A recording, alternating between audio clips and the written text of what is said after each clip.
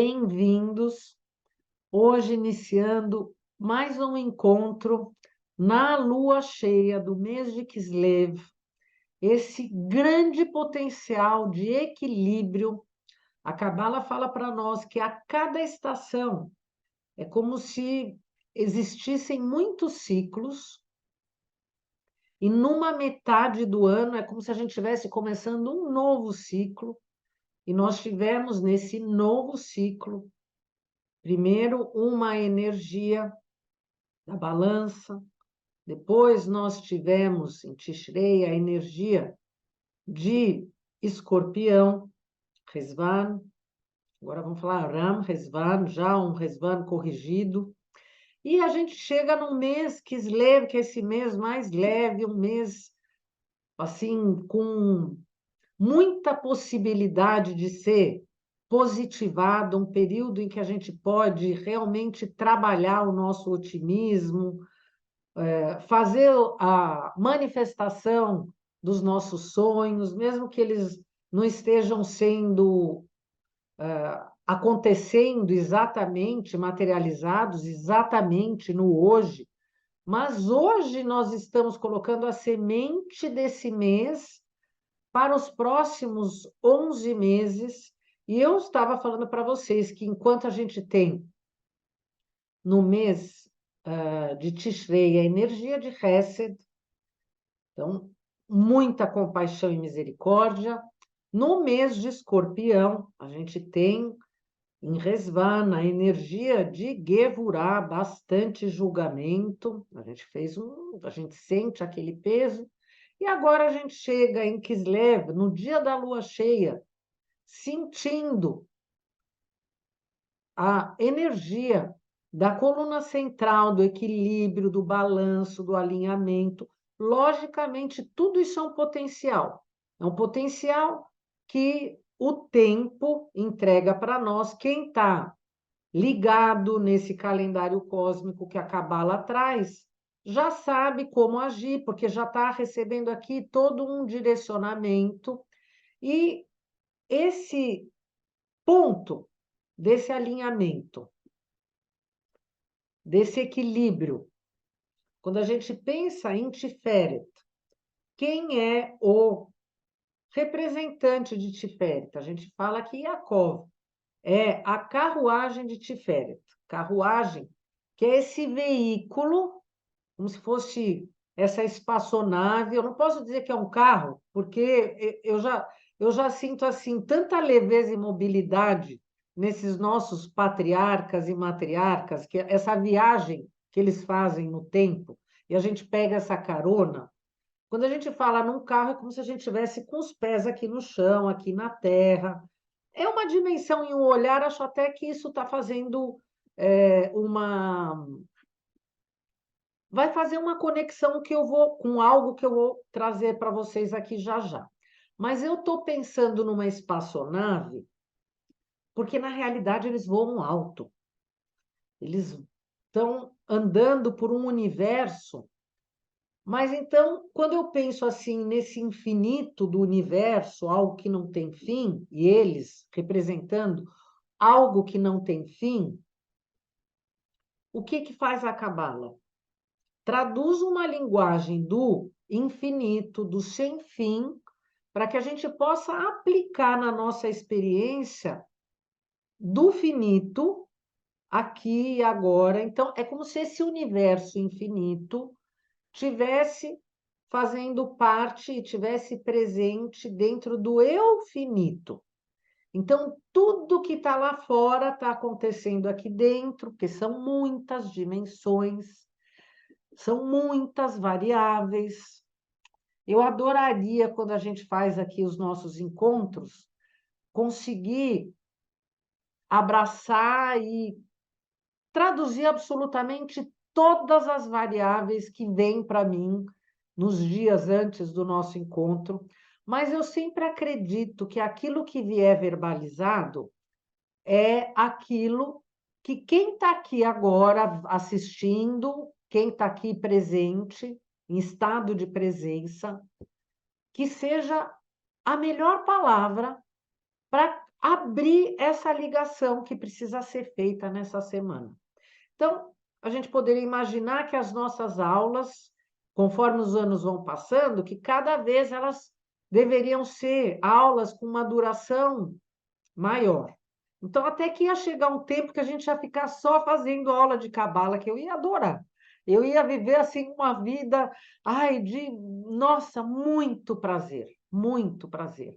Se pudesse ficar o tempo todo, e eu vou dizer para vocês, de novo, eu já falei isso várias vezes, o meu trabalho me traz tanto prazer que eu não me canso de trabalhar. Aqui é tanto prazer que para mim já não é nem mais trabalho. É trabalho espiritual, porque eu sei que é, porque faz parte da missão da minha alma. Mas é um prazer, e ainda mais saber que eu estou tendo esse prazer, eu estou tendo aqui almas muito especiais, iluminadas, que querem caminhar e fazer essa jornada junto comigo, que vem sentido. Então, tudo faz muito, muito mais sentido. Bom, falamos sobre essa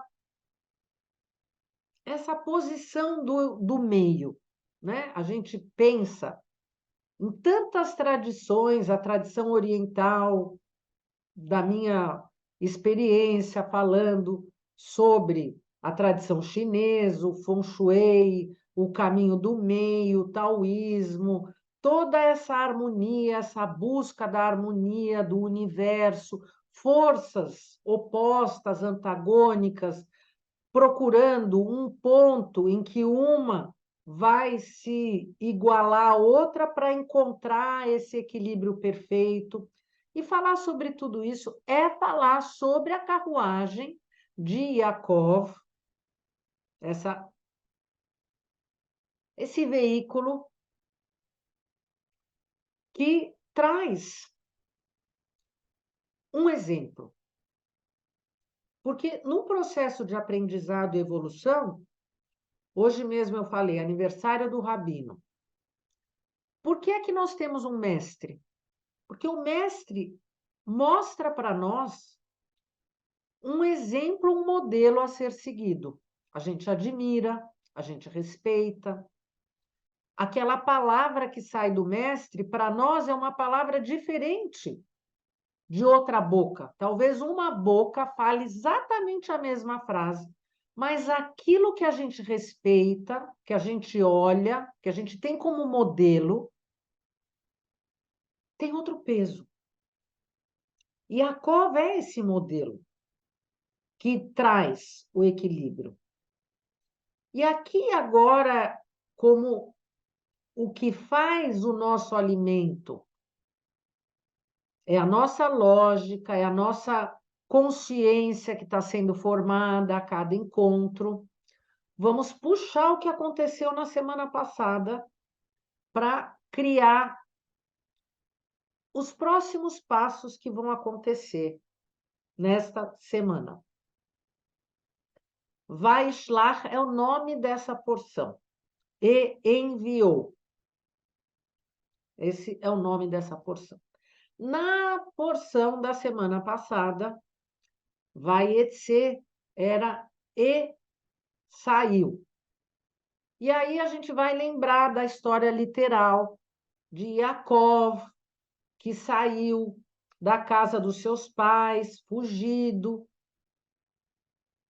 sendo direcionado pela própria mãe, porque ele se colocou no lugar do irmão Esaú, que era o primogênito, e situações aconteceram, e Esaú jurou que queria matar Jacó, porque ele o enganou, e a bênção da primogenitura, a herança de Isaac, ao invés de ir para Esaú, foi para Jacó. Jacó sai e ele vai passar 21 anos na terra de Labão, Lavan, que quer dizer branco, mas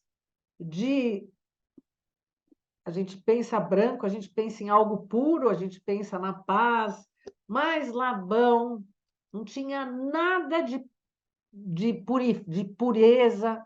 Ele era um grande feiticeiro, mago, mágico, magia negra. Ele tinha o controle das forças das sombras.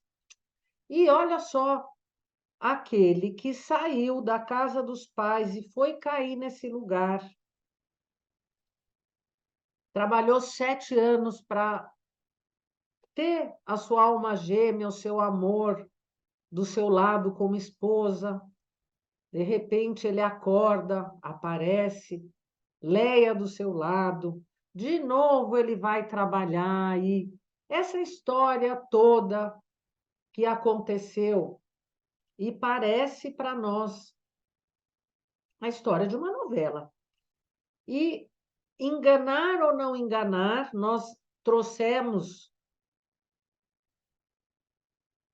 alguns questionamentos na semana passada para nossa avaliação daquilo que a gente considera o verdadeiro, o fake news, o quanto aquilo que a gente acredita no momento zero é a representação de algo que está na essência, o quanto existe uma aparência, o quanto a gente alimenta a aparência e acaba se desconectando da essência, o quanto no nosso ser e na nossa visão, antes da meditação, eu falei sobre os óculos, sobre enxergar, a Cabala nos ajuda a enxergar a realidade por um outro prisma, por um outro ângulo, em que tudo a gente precisa questionar.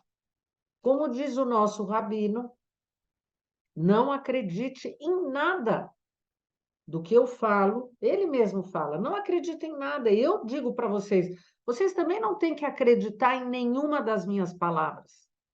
E se a gente fosse levar simplesmente as palavras, quando a gente pensa nas palavras da Bíblia, quando a gente leva nesse sentido literal, a gente percebe que até nessas palavras a gente precisa se questionar e precisa pensar o que está por trás delas, porque senão nós vamos acreditar em situações que não representam a verdade. E aquilo que não é a verdade é ilusão. E ilusão é bonito dizer, mas o fato é que a palavra mentira parece tão negativa, mas o quanto de mentira faz parte da nossa verdade. Essa é o principal ponto. Entender que a mentira faz parte da nossa verdade. E aqui eu volto para o assunto da novela. Porque a própria verdade, a Cabala, fala para nós que tem várias dimensões. Então, eu estou completamente perdido, e para eu encontrar o caminho aonde eu vou estar um pouco menos perdido, eu vou usar a porção semanal, eu vou usar esse calendário cósmico, as energias do mês, eu vou usar os planetas, eu vou usar os patriarcas e matriarcas para eu caminhar dentro desse universo que está no meu ser, mas já que essa verdade já está já nesse imbróglio misturada, como é que eu consigo ter certezas? Ou será que eu não posso ter certeza nenhuma? Será que existem muitas certezas? Ou será que só existe uma certeza? Ou será que não existe nenhuma certeza? Eu não estou aqui para dar as respostas absolutas. O que eu quero mesmo é ajudar nessa consulta oftalmológica da realidade e do nosso mundo. As novelas. Quando a gente olha uma novela em que aparece lá uma disputa, uma família que aparece, muitos conflitos, uma mãe que beneficia um filho, que acaba, de alguma forma, prejudicando um outro filho, uma luta por uma herança. Novela, gente, a novela que está lá na Bíblia. E agora?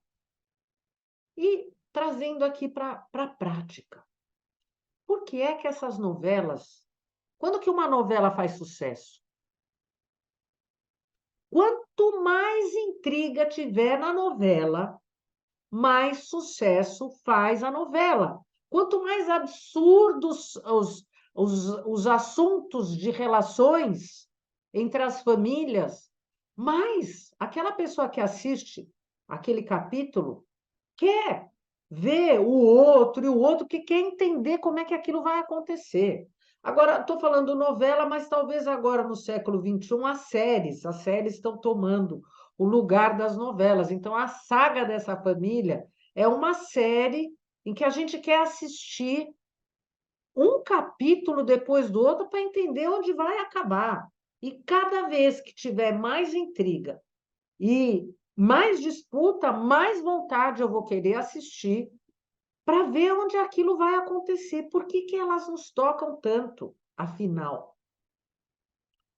Porque o que está sendo colocado ali é algo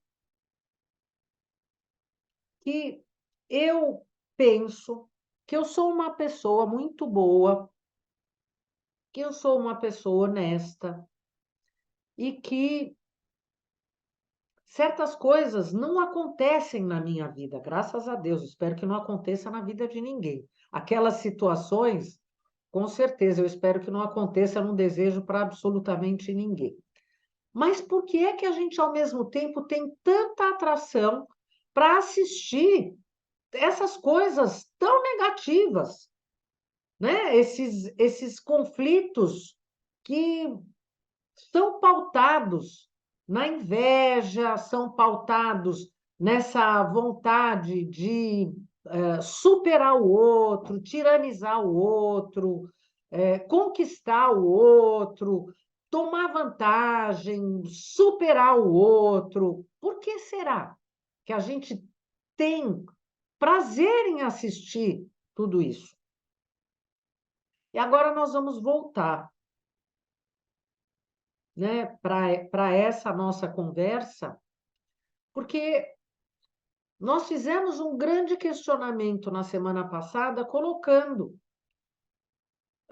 Yaakov, que a gente já entendeu que é a carruagem, o modelo do equilíbrio. Mas ele saiu fugido da casa dos pais. E aí ele caiu num lugar, Haran, a terra da ira, e ficou convivendo com o com o herói da negatividade, com o herói do mal durante 20 anos. E como é que ele pode ser o meu modelo? Porque quando eu olhei para todas essas histórias, eu durante muito tempo acreditava. Eu não conseguia entender como é que ele poderia ser a representação do equilíbrio se ele enganou o irmão, etc, etc, etc. Na semana passada, nós conseguimos ver e entender que, no fundo, existiu a criação de uma história e a gente foi levados por uma história, por palavras, sem fazer o questionamento e sem entender, porque os nossos olhos limitados só enxergam um pedacinho da história. Vamos aqui pensar, em primeiro lugar, de uma situação essencial para aqueles que querem se chamar cabalistas. Cabala não é simplesmente estudar a porção bíblica, estudar o Zohar, estudar com rabinos, muitos rabinos. Ser cabalista não é ter um diploma, ser um scholar lá da Universidade de Jerusalém. Ser cabalista é fazer uso de uma prática que se chama restrição. Uma prática que tem que acontecer 25 horas, 7 dias por semana. Isso é ser cabalista. Mas talvez aqui alguém vai perguntar, mas restrição? O que é fazer restrição? Como é que eu vou fazer restrição?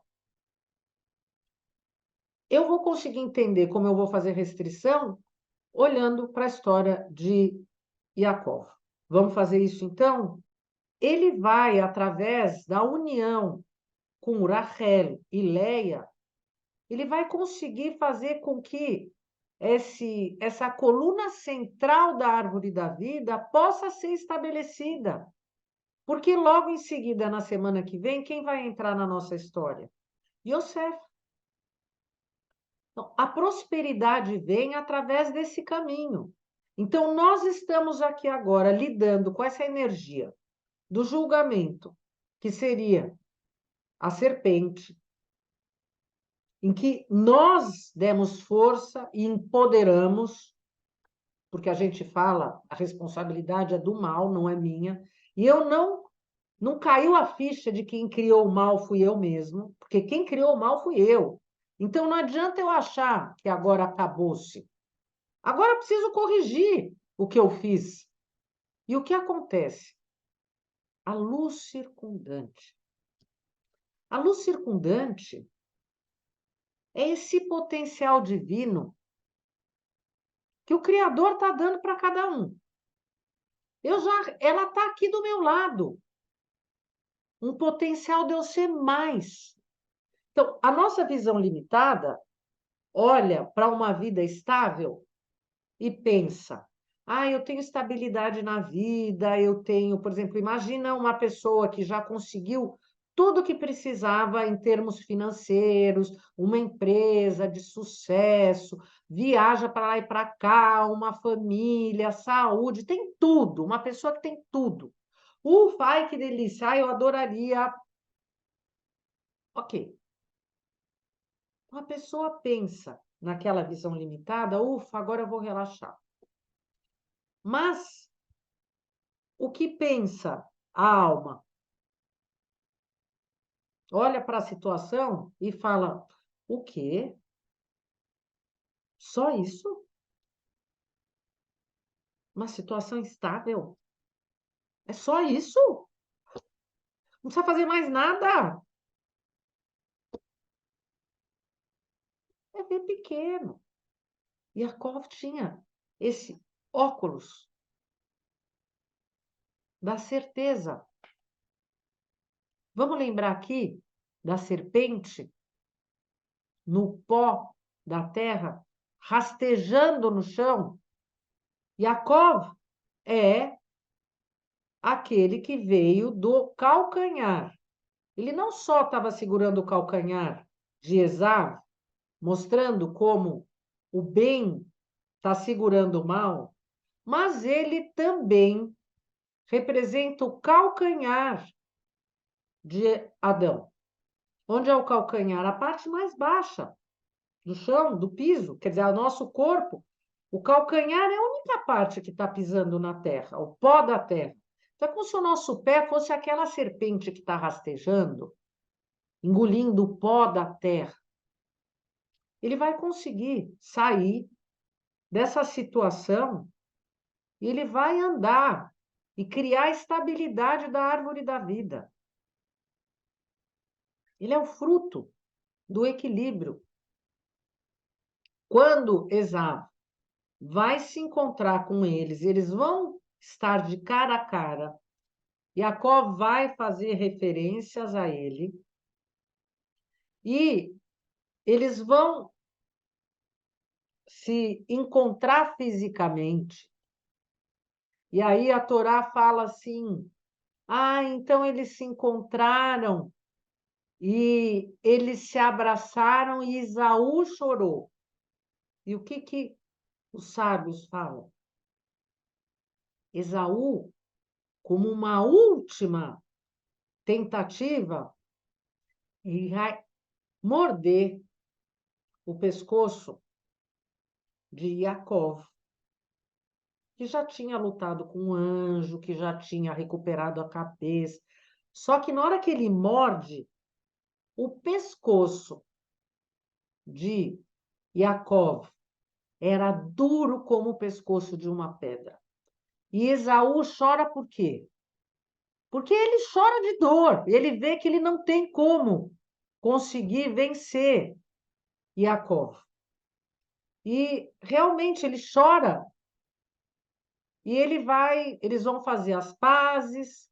Esaú vai voltar para a terra de Edom e Jacó vai seguir o caminho que ele tem que seguir dentro da terra prometida. Quando a gente pensa nessa situação desse encontro, nessa vitória, nessa batalha, quando a gente pensa que, na realidade, na essência, Esaú sempre vai odiar Jacó. Nós podemos ter uma visão romântica e achar que os dois irmãos fizeram as pazes. Sempre as sombras vão odiar a força da luz. E aqui vem o segredo da primeira frase. E aí a gente vai encerrar. Enviar os mensageiros. O que significa enviar os mensageiros? Para a gente aplicar na prática. Quem são esses anjos, esses mensageiros? Todas as ações que a gente faz aqui no mundo físico criam energia. Algumas ações vão criar energias mais potentes, outras vão criar energias mais light. Então, por exemplo, uma pessoa vai fazer uma ação de caridade, porque ela olha, ela gosta, ela acha que é bom, e ela acha que é legal, as pessoas vão olhar, vão reconhecer que ela é uma pessoa boa. Tá muito bom, é legal, muito bom. 10. Uma outra pessoa, ou às vezes essa mesma pessoa, numa outra ocasião, tem 1000 coisas para fazer, não tem tempo, tá com uma carteira bastante apertada, bem diminuta, contada, tá batalhando na vida para conseguir cobrir aquele valor que ela precisa, tá na batalha. Filhos com dificuldade, tudo é dificuldade. Essa pessoa consegue, de alguma forma, abrir mão de tudo isso, olhar para uma pessoa que está passando na sua frente e ela abre mão do seu eu, apesar de tudo que ela precisa, para se colocar à disposição e servir o outro, para colaborar com o outro. Sem reclamação, sem esperar nada em troca, com amor, entregando a sua energia para essa outra pessoa. Algo que vai transformar a vida daquela outra pessoa. Qual dos dois canais, qual dos dois anjos que foram criados tem mais poder? Eles não estão no mesmo nível. Um é muito mais poderoso que o outro. Então, cada um de nós está construindo esses mensageiros que andam na nossa frente. É o momento, durante essa porção, da gente ter aqui uma certeza ou não. O meu caminho está mais seguro ou menos seguro? Tem mais verdade? Tem mais mentira? Como eu estou fazendo essa minha jornada? Quem eu estou enviando na minha frente na hora do desafio? É interessante o desafio? O desafio está aqui para me punir? Ou o desafio está aqui para eu olhar para ele e ver que ele é uma oportunidade? Quem está indo na minha frente? Esse é o ponto. Essa semana, ainda mais no dia da lua cheia, é o grande alimento de fortalecimento da força dos milagres. Os milagres acontecem exatamente assim. E Yaakov é, para nós, esse modelo hoje que vai fazer isso tudo ser realidade. Aqui não é buscar a justiça. Aqui agora, não é buscar contabilidade. Aqui agora é dizer para você mesmo aonde é que está a sua verdade ou a sua mentira. Cada um faz a sua opção. Obrigada pela presença de vocês. Sexta-feira nós vamos estar acendendo as velas, juntos de verdade, juntinhos, graças a Deus, num momento de manifestar muitos milagres. E nós vamos seguir daqui a 10 dias, festa de Hanukkah. Nós vamos estar em lives no YouTube de no máximo 5, 10 minutos durante 10 dias, acendendo juntos e fazendo aquelas rápidas meditações. Vamos lembrar que aquilo que a gente conseguir injetar nos 10 dias de Hanukkah vão ser a iluminação para os próximos 12 meses até voltar a Hanukkah. Quanto mais consciência, mais mensageiros nós estamos criando para seguir nessa nossa jornada e na nossa frente. Então, espero vocês. Combinado? Shalom. Obrigada.